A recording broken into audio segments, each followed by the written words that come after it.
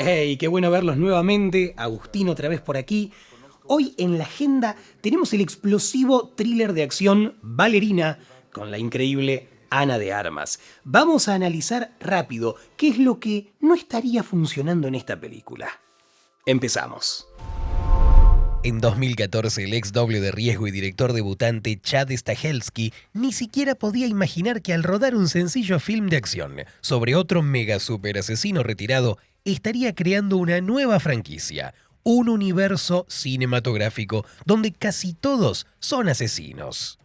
Una franquicia que hasta ahora cuenta con 4 películas con una recaudación total de $1.000 millones. La serie The Continental, sobre cómo el amigo de John Wick, Winston, se convirtió en el director del The Continental. Una quinta película sobre Wick ya confirmada oficialmente. Y un spin-off sobre Kane, el asesino ciego que cazaba a Wick en la 4ª entrega. Y ahora llega Ballerina, sobre una chica asesina del mismo clan Ruska Roma del que proviene el propio John.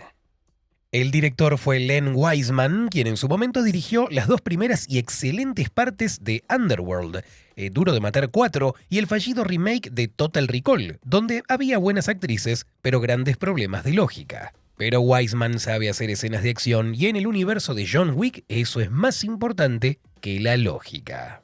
A Ballerina inicialmente se le asignaron 60 millones.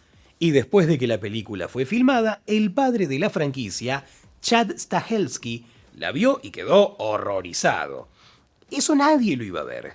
Por eso volvió a rodar personalmente la mayor parte de las escenas de acción. Las regrabaciones se llevaron a cabo en Praga durante 3 meses y sin la participación de Wiseman. Según los insiders, Stahelski estaba furioso porque la versión de Wiseman simplemente iba a enterrar toda la franquicia de John Wick. Tuvo que arreglar el desastre ajeno y volver a filmar casi el 70% de la película. Pero ni siquiera eso salvó a Ballerina. La cinta recaudó apenas 131 millones y debido a las regrabaciones, el presupuesto subió a 90. Al principio para el papel principal se consideró a Lady Gaga y a Chloe Moretz, pero después de que Ana de Armas ayudara de manera espectacular a James Bond en su última película, los productores de repente decidieron que ella sería una excelente heroína de acción.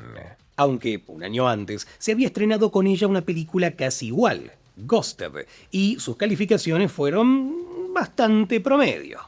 Y resulta que además de la corporación clandestina de asesinos en el mundo de John Wick, también existe un culto religioso de asesinos, liderado por un tipo apodado The Chancellor, y él fundó todo un pueblo operativo compuesto exclusivamente por asesinos. Suena absurdo, pero en el universo de John Wick las cosas no funcionan de otra manera. Y entonces Javier, el yerno de The Chancellor, también un mega super asesino, de repente decidió que su hija de 12 años, Eve, no necesitaba una vida entre asesinos locos y huyó. Y cuando Javier, siendo un ultra pro y sabiendo perfectamente de lo que es capaz ese pueblo de asesinos con su desquiciado The Chancellor, alquiló un enorme castillo junto al mar, que justamente es el lugar más vulnerable para un ataque. El muelle está abierto, no hay rejas, no hay nada. Un caminito cómodo directo hasta la casa. En la seguridad hay 2 inútiles que solo están ahí para que los enemigos gasten flechas en ellos. Y eliminan a los guardias de afuera en silencio y de manera profesional. Pero en cuanto ponen un pie en la casa, de inmediato se convierten en idiotas. No solo hacen ruido, sino que además se delatan con linternas. Encima caminan de uno en uno, sabiendo que ahí vive el mega asesino, Javier. Y mientras él se está peleando con uno, los otros ni siquiera llegan a ayudar. Javier, contemplando la posibilidad de que atacaran la casa, hizo escondites con armas por toda la mansión. Pero por alguna razón, solo con granadas de humo. ¿Cómo fue que planeó la defensa del lugar para llegar a una decisión tan absurda? Está sentado pensando, a ver si atacan la casa y yo estoy en el baño, entonces aquí sí o sí tengo que dejar un escondite con armas. Pero una pistola no voy a dejar, eso es muy básico, así que mejor dejo granadas de humo, pero además con humo rosa. Tengo una hija, seguro que ese color le va a gustar. Y como el humo es amigable, reduce la visibilidad solo para los enemigos, pero a Javier no le afecta en nada. Mientras tanto, los mercenarios, fieles a la tradición, intentan apuñalar al enemigo usando pistolas. El único que se le ocurre disparar es Javier. Y después, cuando Javier tiene un refugio secreto, no va ahí con su hija, porque según su antilógica es mejor que lo maten ahí mismo y que la niña se quede sin protección. Igual que volver a lanzar una granada de humo cuando los enemigos ya están dentro del cuarto. Y el humo ni siquiera alcanza a llenar la habitación. Pero, para suerte de Javier, a los enemigos de repente se les desaparecen las pistolas y todo cambia a hachas. El último mercenario resulta tener un poder especial de guión y aún así logró plantarle cara a Javier. Y todo solo para que él tenga un diálogo con su suegro, que estaba justo detrás de la puerta esperando, pensando: ¿y cuándo lo van a golpear de una vez para que yo pueda entrar con estilo? Más rápido, que el hermoso humo rosa ya casi se disipa y no va a quedar tan impactante. Y cuando el suegro abre la boca, queda claro por qué Javier huyó de él, porque aguantar un discurso tan exageradamente pomposo no es algo que cualquiera soporte. Te abrimos nuestros corazones. Todos te acogimos. Permitimos que tú... Y luego el suegro le da a su yerno una elección: suicidarse. Y entonces su hija seguirá con vida. O matarlo a él, al suegro. Pero entonces encontrarán a la niña y la eliminarán. Pero a Javier le gusta una tercera opción, porque todos los mercenarios están parados sin ver nada cuando al mega asesino le dan una pistola. Y mientras Javier vuelve a repartir golpes entre los mercenarios, porque el guionista les desactivó el modo mejora, Yves memoriza la marca del culto de asesinos, porque estos genios se marcan solos para que después sean más fáciles de identificar. Y enseguida Yves comete su primer asesinato y salva la vida de su padre.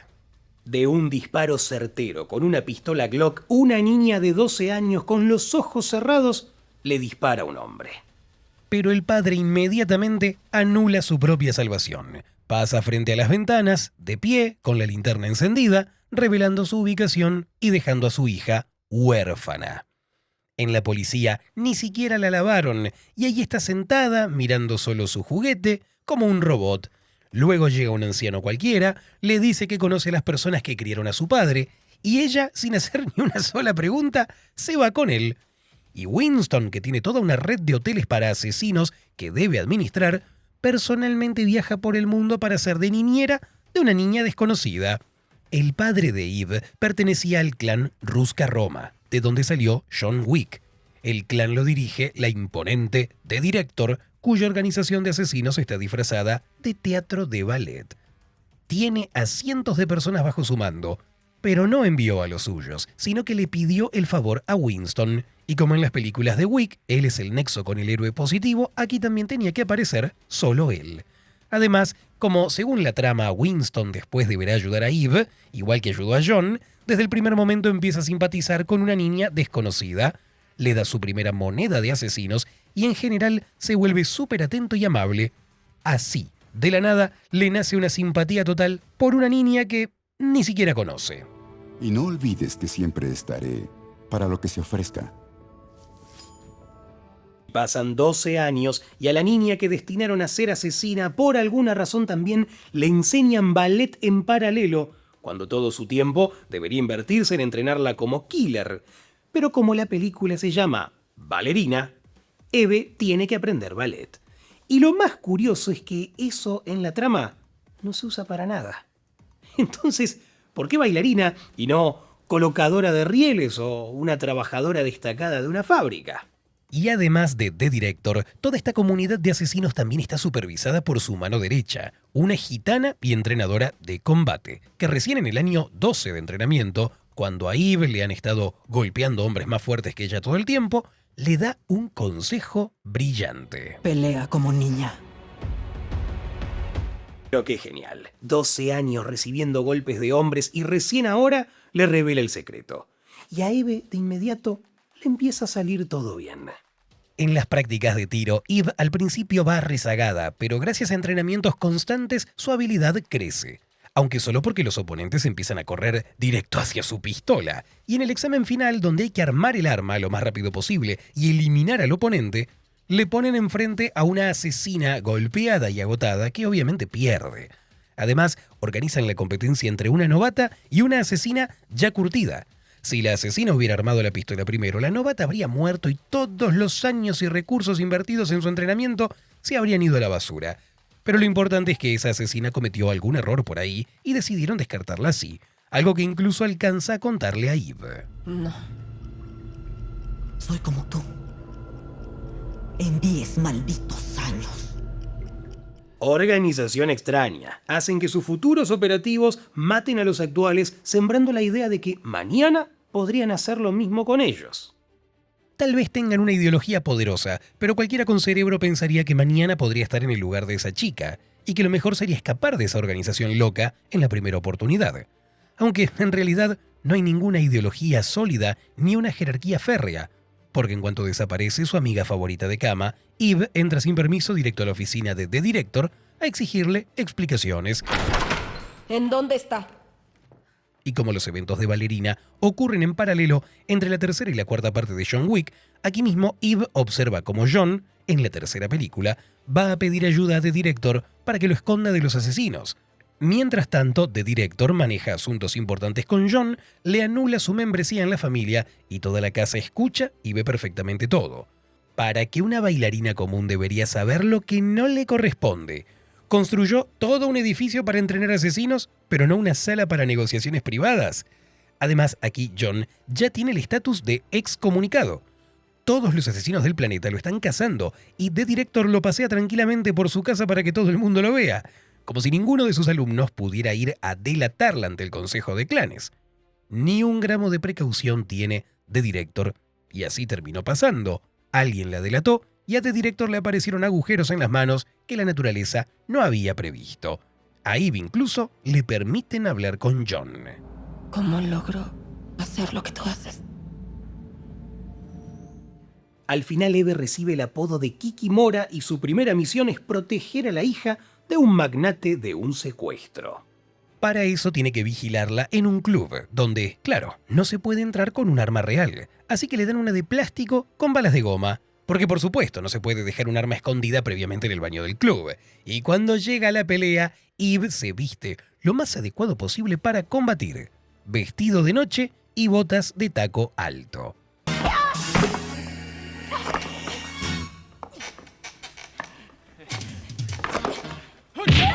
Además, cubre a la chica desde el balcón superior a la mayor distancia posible para que cuando empiece el secuestro no tenga tiempo de bajar. Y cuando el secuestro ya está en pleno desarrollo, Eve, en lugar de lanzarse de inmediato a actuar, empieza a dudar. No se sabe qué espera. Con balas de goma debía apuntar directo a la cara para causar el mayor daño posible e incapacitar al enemigo, pero dispara al cuerpo o a las piernas, lo que no produce resultados. Eso sí, hay que reconocer que con Eve no se andan con delicadezas y la lesionan seriamente, solo que ella, como Terminator, se levanta de inmediato.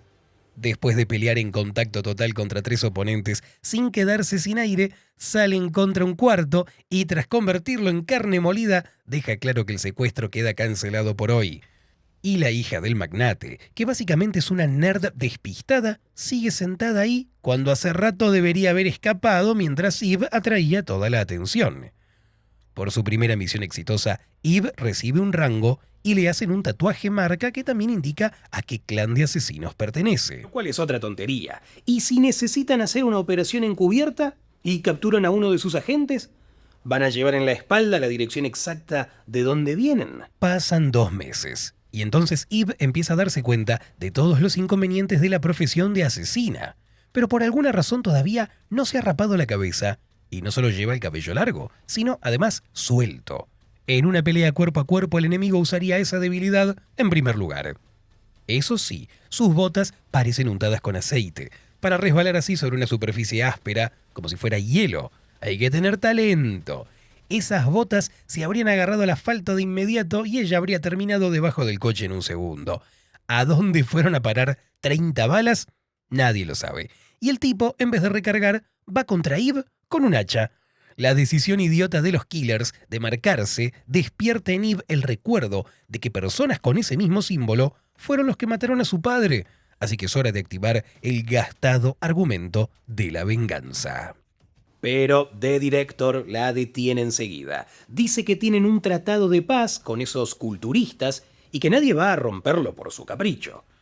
Pero para una chica fuerte, la orden de la jefa es solo ruido de fondo.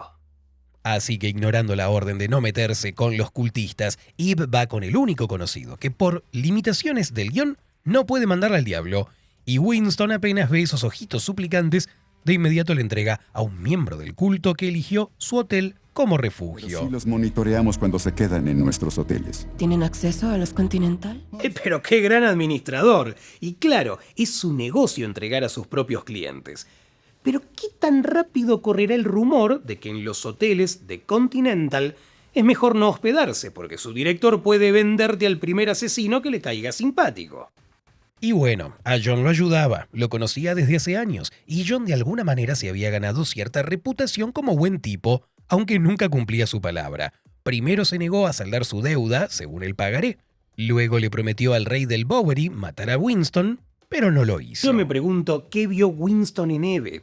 La llevó hace 12 años desde la comisaría hasta donde está de director y ya. Y aún así, a la primera petición, le entrega a su cliente. Y parecería que todo es simple. Ve, espera al cultista en la entrada, agárralo y sácalo a interrogar. Pero el cultista llamado Daniel Pine, igual que el padre de Eve en su momento, cayó en desgracia con The Chancellor por huir del pueblo de asesinos con su hija. Y ahora tiene un contrato abierto. Y en The Continental se esconde de los asesinos, eligiendo además una habitación con ventanas hacia la calle y no hacia el patio, para que si alguien decide romper la regla de no matar dentro del hotel, puedan eliminarlo con un rifle de francotirador. Y ni siquiera corre las cortinas. Es interesante. ¿Cuántos días lleva un francotirador vigilando a Daniel? ¿Y los killers sentados en el lobby? ¿Y si Daniel decide vivir un año en el hotel? ¿Van a esperarlo un año? No hay regla más absurda que la prohibición de matar dentro del hotel.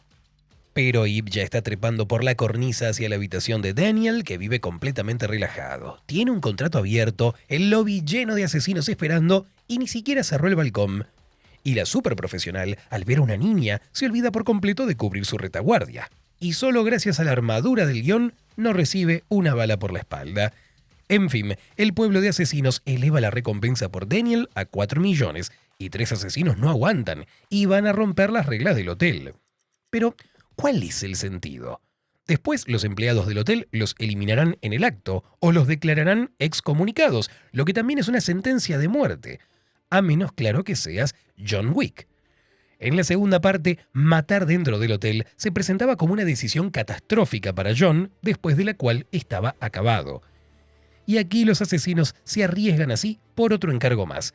Pero a los bots sin cerebro, el director les ordenó atacar, ignorando por completo el sentido común. ¿Dónde está el personal del hotel?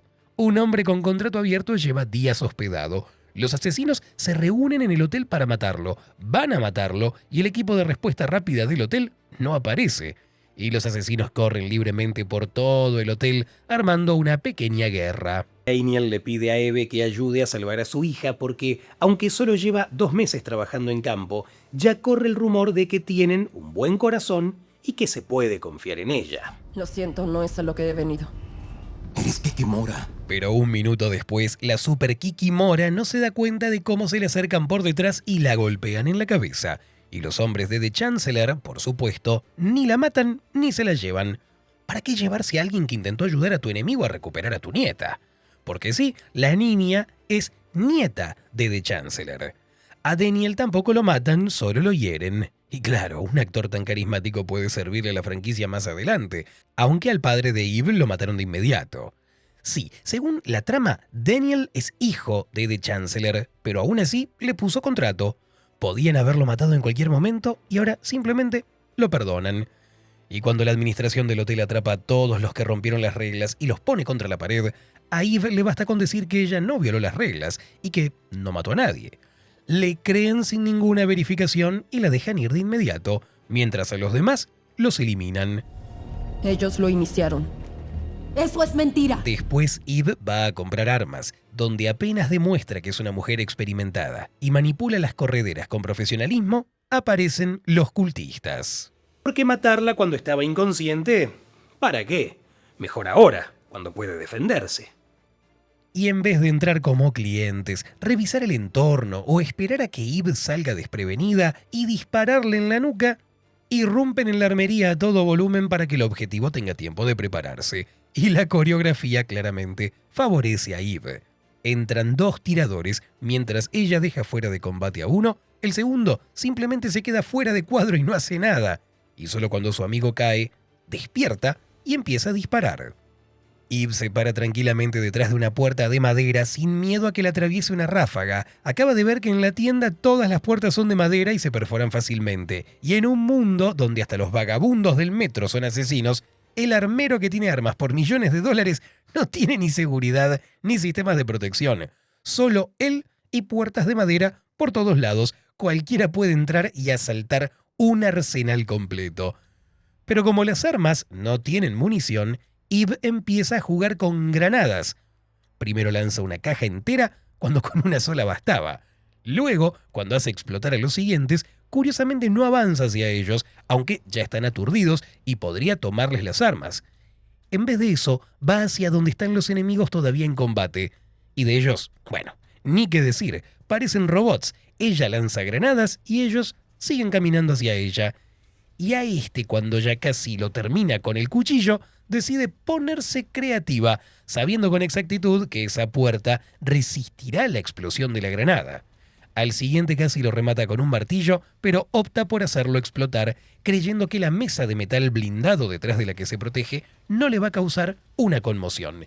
Y al final, como los cultistas, como idiotas, llevan su propia tarjeta de presentación encima, el armero, que al principio no quería contarle nada a Eve, porque no quería meterse en problemas ajenos, se enfurece porque le destrozaron la tienda y enseguida le dice dónde encontrar al pueblo de Killers.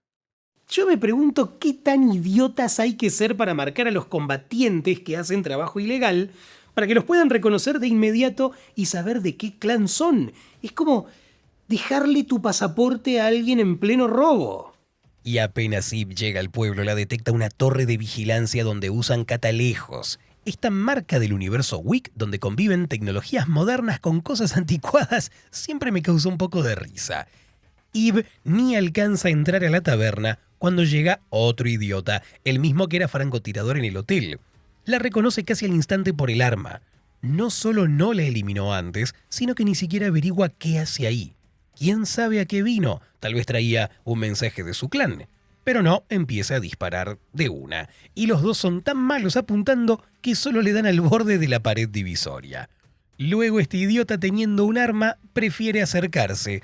Aquí, al parecer, todos son miopes, solo pueden disparar de cerquita, o en las clases de tiro se les olvidó explicar que una bala te mata igual de lejos que de cerca. En Hollywood, al parecer, ya se quedaron sin actores.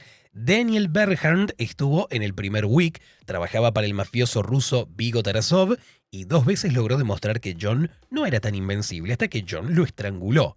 Y aquí ahora interpreta a un killer cultista.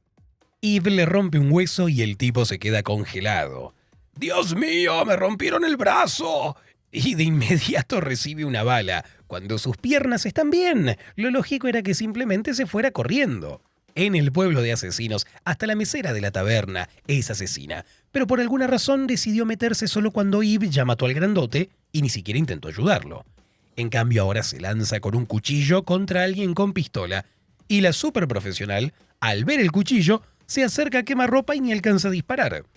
No se entiende para qué la mesera se puso a pelear contra un rival obviamente más fuerte, cuando ya viene toda la aldea donde todos son asesinos. Podía simplemente irse. Eve se lo ofreció. Llega entonces el siguiente lote de bots que apuntan sus armas a la pared, revisan esquinas y coberturas, y llegan pocos para no aplastar a Eve por número. Pero apenas ella sale a la calle, todo el pueblo empieza a cazarla, hasta incluso las parejitas. Lástima que no lo llevaron más lejos. Tenían que hacer que los niños también fueran asesinos. Ahí sí que hubiera sido una locura. Y entonces Eve, que nunca había estado en el pueblo de asesinos, se orienta mejor que los locales. Ni una sola vez cae en un callejón sin salida, ni tampoco en una emboscada. Y los locales, como debe ser, se lanzan sin mirar directo a las balas. Cuando por fin la someten por número y ya solo falta rematarla, le ven el tatuaje en la espalda. Y entonces ahora hay que llevarla urgentemente a hablar con The Chancellor. ¿Y qué cambió? Hace un segundo querían matar a la intrusa. Ella ya mató a decenas de los suyos. Y la perdonan porque tiene el tatuaje del clan Ruska Roma. ¿Eso ¿Qué cambia? Mátenla y declárenle la guerra al director. Y Eve le dice a el canciller que vino básicamente a vengar a su papá. En fin, The Chancellor recuerda a Eve y le informa a su mano derecha que Eve es su hermana, porque el papá de Eve, hace 12 años, solo logró llevarse a una de las hijas. Eve, mientras tanto, ya fuera de cámara, se echó a todos a balazos porque ¿para qué amarrar a un mega asesino? La hermana enseguida se pone del lado de Eve y empieza a matar a los suyos por una mujer que en esencia es una total desconocida. Eve, que ni entiende por qué la salvaron, teniendo la oportunidad de matar a ella y a The Chancellor, simplemente se va corriendo. ¿Para qué? Si vino por The Chancellor. Aquí está parado, le está disparando a ella y a Lina. Porque Eve no sabe que es su hermana. Y se nota de inmediato que son hermanas. Lina corre detrás de Eve a la casa y sin siquiera gritarle que es su hermana, empieza a revisar la casa en silencio y solo por milagro no se lleva una bala. ¡Ay, pero qué montón de idiotas que hay aquí! Sobre todo cuando The Chancellor ordena eliminar a las dos, los bots llenan la casa de granadas y de inmediato entran a revisar, cuando podían simplemente esperar a que la casa se quemara hasta quedar en cenizas. Pero para la Terminator Eve, ni el humo es problema, se queda ahí, tranquila, esperando a que entren. Y otra vez una puesta en escena miserable donde gente con armas automáticas simplemente se acerca al protagonista para que los degüelle. Y como no pueden vencer a la versión femenina de John Wick, necesitan al John Wick original. Y The Director llega a un acuerdo con The Chancellor. Dice que ella resolverá el asunto con Eve y lo manda a John, que ahora mismo está fugitivo con estatus de excomunicado. Pero encontró un hueco en su apretada agenda para poder ir, aunque en la tercera película The Director lo expulsó del clan. ¡Qué cosa! Lo expulsaron y ahora a petición de ella vino a Austria a hacer un trabajito. Y John Wick, claro, como siempre, se pasó la orden por alto y no mató a Eve, sino que le dio tiempo hasta la medianoche para arreglar el asunto con el pueblo y con el canciller. Pero ¿cómo fue que John llegó a ser tan respetado en el mundo de los killers? Si cambia sus decisiones cuando se le da la gana. A Eve la conoce desde hace un minuto. Ella le dispara y una y otra vez intenta matarlo. Y él no la toca porque ella es la protagonista, aunque para él es una mujer completamente desconocida. Como aquella del pasillo con el violín que intentó matarlo, ahí no se anduvo con delicadezas, pero aquí ni la toca, como si de repente le llegaran flashbacks de una vida pasada. Y como ahora el mejor killer está de su lado, Eve sigue reduciendo la población del pueblo sin la menor señal de agotamiento. Quiero que miren una cosa. Su misión empezó en The Continental, en Nueva York. De ahí voló a Praga, un vuelo de 9 horas. Allá se pasó medianoche corriendo por el hotel. Luego, de inmediato, se fue con el armero. Manejó 6 horas hasta Austria, al pueblito de Feldkirch, donde está la aldea de asesinos. O sea que ya lleva mínimo 2 días sin dormir y de pie. Y además en condiciones extremas, en actividad física máxima constante, en tiroteos, golpeada, cortada. Pero ni un gramo de cansancio. Nadie cuida el arsenal, aunque en el pueblo ellos llevan un día con una asesina externa matando a todos y pudiéndose meter a cualquier casa. Aún así, Eve no agarra un rifle automático con un montón de cargadores, sino un lanzallamas. Porque ahora todos los bots se van a acomodar a esa arma incómoda y nadie le va a disparar. Incluso el jefe intermedio, con la misma lógica estúpida, también agarra un lanzallamas. Sí, se ve bonito, pero yo me reí con esa decisión. Ahí la temperatura pasa de 1000 grados, pero esta muñeca esquiva el fuego a milímetros con tanta precisión que ni las cejas ni el cabello se le llegan a chamuscar. Y cuando se le acaba el lanzallamas en una casa normal, se topa con una manguera contra incendios. No hay ni una sola razón lógica para que esté instalada ahí, salvo para que Eve tenga otra arma ridícula. Y cuando Eve agarra la manguera, no prende el agua. Se ve que no hay agua en la manguera, pero cuando sale a la calle, sí aparece el agua. ¿Y qué sentido tenía salir con agua cuando debía largarse y buscar un arma de fuego? Si no fuera por la ayuda de John, se podría decir que Eve solita se llevó a la muerte. Eso sí, lo que queda del pueblo se cambia a John, y solo uno entiende lo que esto significa, pero igual, por alguna razón, va a pelear. ¡Esto es suicidio! ¡Es el maldito John Wick! Calma, solamente es un hombre. Ok, estuvo gracioso, Pero a esa señora espero que allá arriba ya le estén explicando que cuando asaltas a un mega killer, no debes gritar a todo pulmón revelando tu posición. Y cuando todo el pueblo ya está exterminado, The Chancellor obviamente huye justo por el mismo camino donde estaba Eve. Y en un solo auto, sin ningún tipo de camuflaje, cuando aquí tiene a 2 mega killers trabajando. Además, Eve ya está enterada por el guionista de que The Chancellor no le va a disparar. Y se queda ahí, expuesta, sin siquiera esconderse, cuando con un solo disparo certero The Chancellor habría ganado. Pero decide soltar otro discurso inútil y lo matan. John le informa a The Director que él y también Eve ignoraron la orden y mataron a The Chancellor, y aún así The Director está feliz, y no habrá ninguna consecuencia real por desobedecer. Eve le devuelve la hija a Daniel, y ella misma, como John Wick, se vuelve excomunicada, porque detrás de The Chancellor había gente más influyente. Entonces, ¿qué tenemos al final? Ballerina no es una catástrofe, no es una vergüenza para la franquicia, pero tampoco está al nivel al que nos acostumbró John Wick. La película se ve cara, las peleas están montadas con impacto, Ana de Armas es una belleza, pero el problema es que la única que se esfuerza es ella. En el universo de John Wick, incluso el action más loco se sostenía en una lógica interna. Sí, había absurdo, había asesinos en cada edificio, pero las reglas funcionaban. Aquí las reglas existen solo mientras le conviene el guión. Los killers a veces son super pros y a veces NPCs de nivel 1. La organización a veces es muy estricta, muy principista, y a veces es un, bueno, está bien, anda. John Wick a veces es un hombre de principios, y a veces es un, está bien, te dejo vivir. Y cuando el mundo deja de ser coherente, se rompe la magia. Ballerina intenta ser seria, estilosa, grandilocuente, pero al mismo tiempo se corta las piernas sola con su falta de lógica. Y lo más triste es que había potencial. La historia de una niña criada dentro de un sistema de asesinos podía ser dura, podía ser oscura, personal, pero terminó siendo solo otra trituradora de carne con luces bonitas y un lanzallamas. Es una película para una noche. La apagas y la olvidas. Pero John Wick, después de la primera, se te quedaba grabada y te daba ganas de todavía más. Aquí, en cambio, las ganas de continuación solamente la tienen los productores. Y bueno, amigos, eso es todo.